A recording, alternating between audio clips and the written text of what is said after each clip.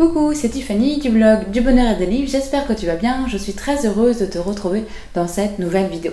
Alors hier on a vu la question qu'est-ce qui nous empêche de changer, et aujourd'hui je voudrais être plus spécifique, qu'est-ce qui nous empêche d'agir. Et donc pour moi qu'est-ce qui nous empêche d'agir? Déjà c'est nous-mêmes. Alors ça va être par exemple par rapport à notre vision de ce qu'on a à faire. En fait, on a souvent tendance à croire que quand on veut faire quelque chose, voilà, quand on court après un objectif, eh bien c'est un peu du tout ou rien. C'est-à-dire qu'il faut faire les choses vraiment en grand, il faut que ce soit visible. Eh bien non, parce que c'est ça qui va nous empêcher d'agir. Ça va être la peur.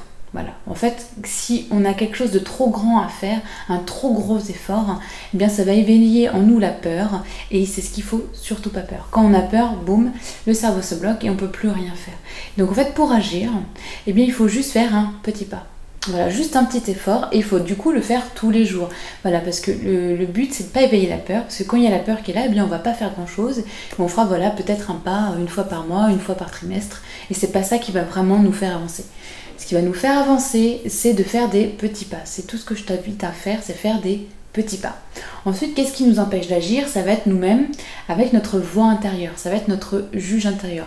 On a appris depuis tout petit à être jugé, à être puni, à être récompensé.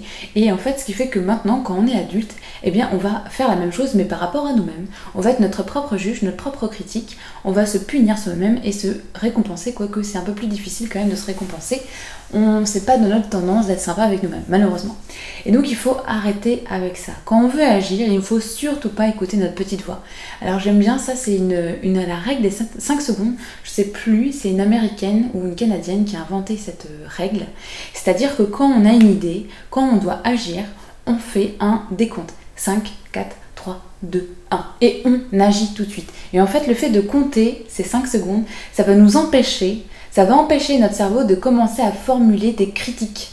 Parce que si on dit par exemple, tiens, on se réveille un peu plus tôt le matin, il est 7h30, et puis on va dire, tiens, je suis réveillée, et tiens, je pourrais faire ça, j'ai une demi-heure de plus que d'habitude, je pourrais faire ça.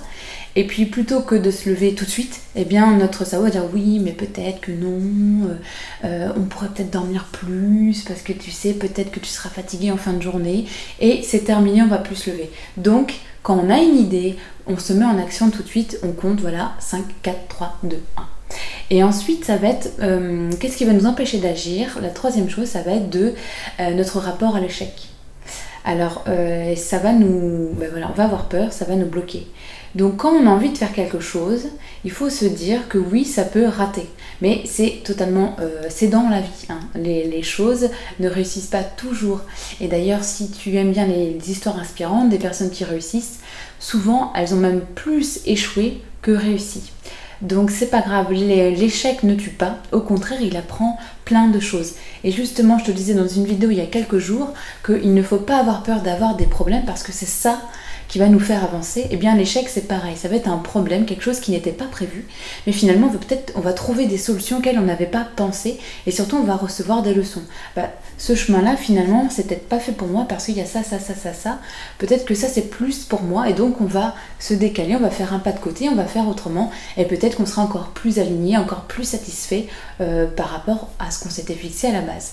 Donc voilà, donc pour agir il ne faut surtout pas avoir peur de l'échec, il ne faut pas avoir peur d'agir, donc il faut faire des petits pas, il ne faut pas avoir peur de l'échec, je viens de le dire, et puis il faut ne pas laisser notre cerveau le temps de formuler des critiques, donc il faut agir tout de suite. Voilà, on a une idée, on se lance tout de suite, un petit pas, et on se donne le droit d'échouer parce que dans l'échec, il y a plein de leçons à prendre et tout le monde échoue. Il suffit juste de regarder un peu à droite, à gauche, d'écouter les gens autour de nous et l'échec fait partie de la vie et il est commun à tous les êtres humains, donc il n'y a pas de mal à échouer. Donc voilà, j'espère de tout cœur que cette vidéo t'a plu et qu'elle te sera utile pour faire de ta vie une vie plus belle et plus sereine. Je te dis à demain dans la prochaine.